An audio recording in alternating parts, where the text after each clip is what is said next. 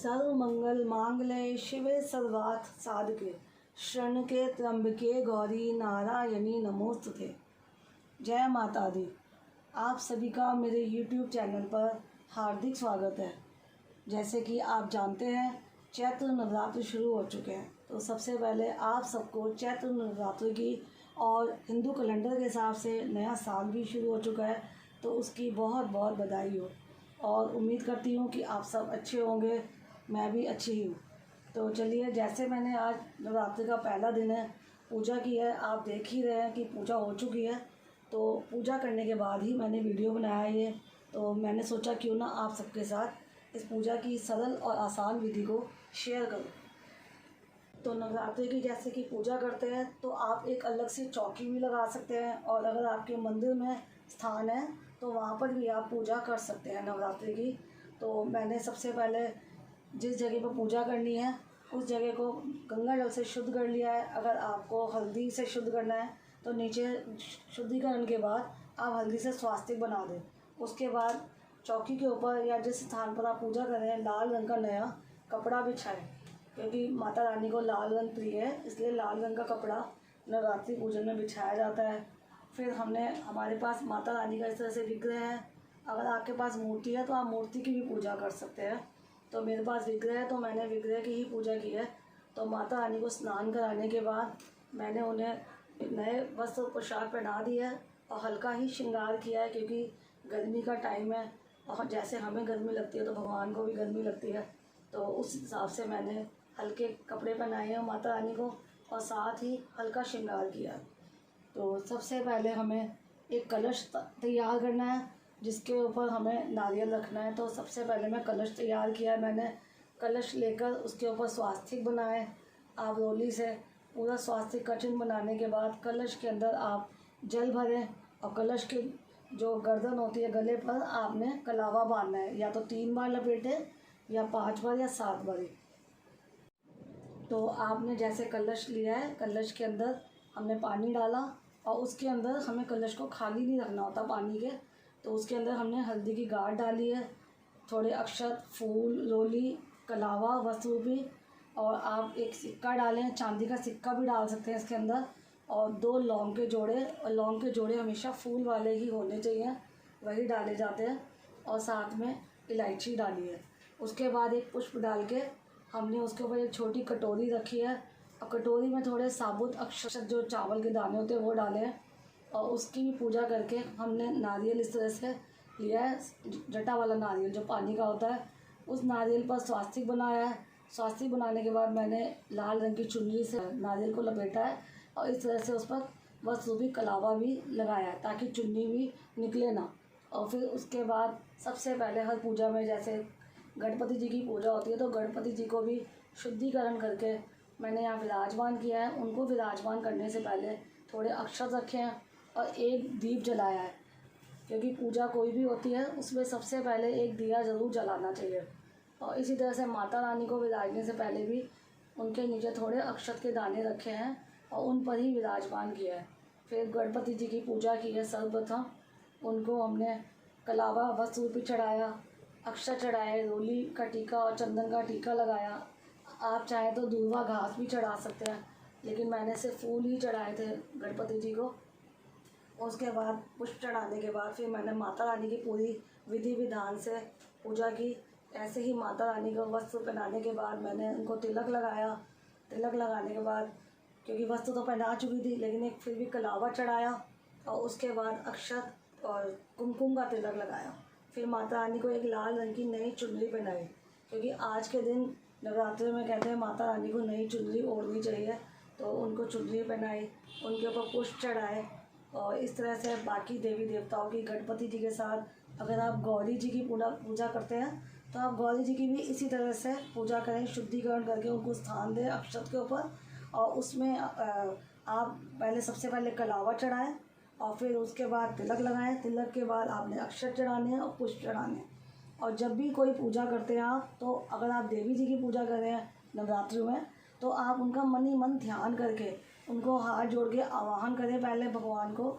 और जैसे ही कलश हमने स्थापित किया है तो इसमें भी सभी देवी देवताओं का वास होता है। हमें उन्हें हाथ जोड़ के बुलाना चाहिए कि आइए आप पूजा स्वीकार करिए, हमारी पूजा में विराजमान होइए और हम आपकी पूजा करना चाहते हैं। इस तरह से जब कलश में सभी देवी देवता विराजमान हो जाते हैं, आप गणेश जी की पूजा करते हैं, सर्वप्रथम माता रानी करते हैं, उसके बाद बाकी सभी देवी देवताओं की भी इसी तरह से पूजा करें, क्योंकि उनको शुद्धिकरण करने के बाद कलावा चढ़ाएँ, तिलक लगाएँ और उसके बाद अक्षत चढ़ाएँ और फिर पुष्प चढ़ाएँ। और माता रानी को और गणपति जी को जो जो आपने विराजमान किए उनको सबको इत्र लगाएं, क्योंकि सुगंधित चीज़ें माता को बहुत प्रिय है। और हर पूजा में जब भी आप बस पूजा करते हैं तो आपने इत्र भी लगाना होता है। तो इत्र लगाया मैंने और फिर माता रानी को आगे मैंने श्रृंगार समर्पित किया। अगर आप 16 श्रृंगार देना चाहते हैं अलग अलग लाकर तो आप वो भी दे सकते हैं। तो श्रृंगार के पैकेट के ऊपर जो भी सामान है उसको भी शुद्ध कर लेना चाहिए और उसके ऊपर तिलक लगा के फिर माता के श्री चरणों में इन्हें समर्पित करें। और माता की पूजा करने के साथ साथ हमने कहते हैं ज्वारे बोए जाते हैं नवरात्रि के दिनों में, ज्वारे हरे भरे होते हैं तो कहते हैं घर में सुख समृद्धि आती है। तो माता का ध्यान करके एक थाल लिया मैंने और उस थाली के ऊपर मैंने सबसे पहले नीचे स्वास्तिक बनाया रोली से और हल्दी से। उसके ऊपर एक मिट्टी का इस तरह का बर्तन जिसको सकोरा बोलते हैं आप वो रखें। मैं इसी तरह से सकोरा रखती हूँ। कई लोग दूसरे ढंग से करते हैं, घड़ा रख के भी करते हैं पूजा।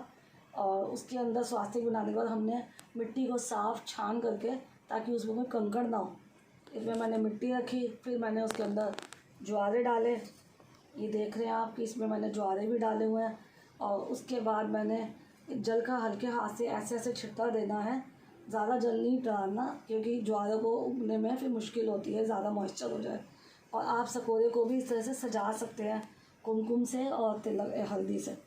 और फिर एक चुनरी ओढ़ाएं माता रानी को और चुनरी के साइडों में भी आपने कलावा लपेट देना है 3 या 5 बार। और इसी तरह से आपने माता के ज्वारों की जो आपने बीजे हैं उसकी भी पूजा करनी है। कलावा चढ़ाएं, उनको तिलक लगाएं, तिलक लगाने के साथ साथ उनको अक्षर चढ़ाएं, पुष्प चढ़ाएं। और सभी देवी देवताओं की इसी तरह से विधि विधान से सच्चे मन से श्रद्धा से पूजा करने के बाद आपको सबसे पहले दुर्गा जी की चालीसा होता है वो पढ़ना है। ये मैं हमेशा दुर्गा चालीसा का पाठ करती हूँ। तो दुर्गा माँ का चालीसा का पाठ किया तो जितनी भी धार्मिक पुस्तकें होती हैं उनकी भी आप पूजा करें आज के दिन, उनके ऊपर भी इस तरह से कलावा चढ़ाएं, अक्षत लगाएं, तिलक लगाएं और पुष्प चढ़ाएं। दुर्गा चालीसा की एक धार्मिक पुस्तक आती है वो लाएं और दुर्गा चालीसा का पाठ करें। तो मैंने ये दुर्गा चालीसा का पाठ किया, बहुत छोटी पुस्तक है। उसके बाद सबसे पहले फिर हमने गणपति जी की पूजा करनी है, आरती करनी है। तो गणपति जी की आरती करेंगे, कोई भी आरती कर सकते हैं आप। फिर हमने दुर्गा माँ को विराजमान किया है। आज नवरात्र का पहला दिन है तो आज शैलपुत्री माँ की पूजा की जाती है। तो आप इसके लिए एक आरती गाएं सच्चे मन से। तो मैंने जय अम्बे गौरी वाली आरती गाई माता रानी के आगे। फिर उसके बाद आपने माता रानी को भोग प्रसाद अर्पित करना है सारी पूजा के बाद। और जो भी देवी देवताओं को आपने आवाहन किया है उन सबको आपने भोग प्रसाद चढ़ाना है। तो भोग प्रसाद के लिए भोग प्रसाद चढ़ाने से पहले मैंने इस तरह से एक मिट्टी का दिया लिया है, मेरे पास छोटा दिया है, आप चाहें तो बड़ा भी ले सकते हैं। उसमें उपला रख के उसके ऊपर कपूर रखा और इसको प्रज्वलित करके उपले को इसके अंदर 2 लौंग जोड़ेगी, 2 जोड़ी लौंग फूल वाली लेनी है और देसी घी के ऊपर लगाना है। देसी घी लगा के ये भी इसमें डालकर ये भी प्रज्वलित करें, क्योंकि कहते हैं कि घर में इससे सारी नकारात्मक शक्तियाँ दूर हो जाती हैं। और जो आपने दिए में उपला जलाया है तो उसमें आप चाहें तो अगर आपके पास हवन सामग्री है तो वो भी डाल सकते हैं 3 बार, 5 बार या 7 बार। तो आप सारा परिवार मिलके भी इसमें डाल सकते हैं हवन सामग्री। और जब ये हो जाए तो उसके बाद आपने जो जो भोग लगाया है, जैसे कि आज के दिन बताशे का नवरात्रों में भोग ज़रूर लगाया जाता है, तो मैंने बताशे का भोग लगाया, वो भी मैंने इस छोटे से हवन कुंड में डाला और मिश्री डाली वो इसमें।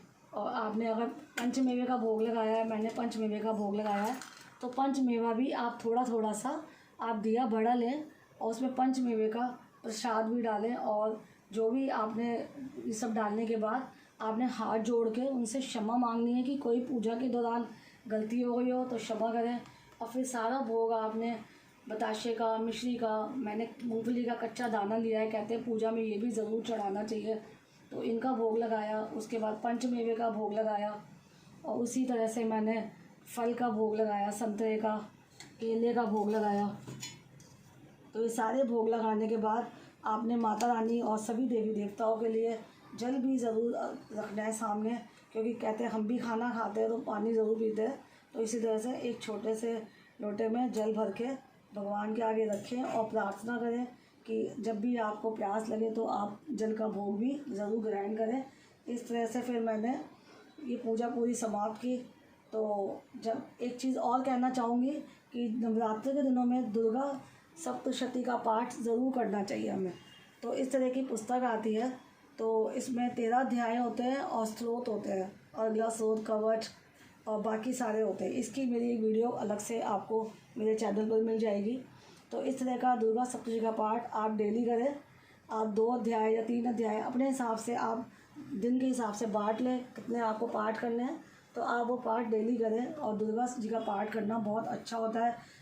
और इसके साथ ही आप विंदेश्वरी चालीसा भी पढ़ सकते हैं, या जो आपको पढ़ते हैं, आपका नियम है उस हिसाब से भी आप कर सकते हैं, क्योंकि भगवान हमेशा हमारे भाव देखते हैं। वो हमारे भाव के भूखे होते हैं, उन्हें सामान से, वस्तु से कुछ नहीं होता। और इसी तरह से आपने जो पूजा करी, फिर आखिर में आपने एक पान का पत्ता अर्पित करना है भगवान को। आपने नवग्रह विराजमान किए हैं तो उनके लिए अलग से भी कर सकते हैं, या एक ही पान के पत्ते के ऊपर 2 लौंग रखनी है फूल वाली, और 2 इलायची रखनी है, 1 सुपारी रखनी है, 1 बताशा रखना है। तो इस साइड में, और डंडी हटाकर आपने माता को और सभी देवी देवताओं को पान समर्पित करना है और प्रार्थना करनी है कि आप पान का भी भोग लगाएं। और जो आपने ये छोटा सा हवन किया है, इसमें भी थोड़ा सा बताशा तोड़ के ज़रूर डालें। जो जो भोग हम भगवान को लगाते हैं वही वही हवन कुंड में डाला जाता है। तो इस तरह से मैंने चैत्र नवरात्रि की ये सरल विधि से पूजा करी है। और एक चीज़ और कि माता शैलपुत्री को आज के दिन गाय के घी का भोग ज़रूर लगाना चाहिए। जैसे कि आप गाय के घी से ही कोई, आप जब भी भोजन बनाएंगे तो उस घी से ही बनाएं, गाय के घी से, और वही भोग माता रानी को लगाएं। और इस तरह से मैंने ये पूजा आपको करके दिखाई है। यही चाहूँगी कि आप मुझे इतनी ब्लेसिंग्स दें कि मैं ऐसी वीडियोस बनाती रहूँ। और आपको वीडियो कैसी लगी है तो कमेंट बॉक्स में आप जय माँ दुर्गे ज़रूर लिखिएगा, इससे मुझे मोटिवेशन मिलेगा और वीडियो बनाने के लिए। तो चैनल पर अगर पहली बार आए हैं या नए हैं तो चैनल को सब्सक्राइब भी करिए, ताकि आने वाली वीडियो की जानकारी भी मिले। जय माता दी।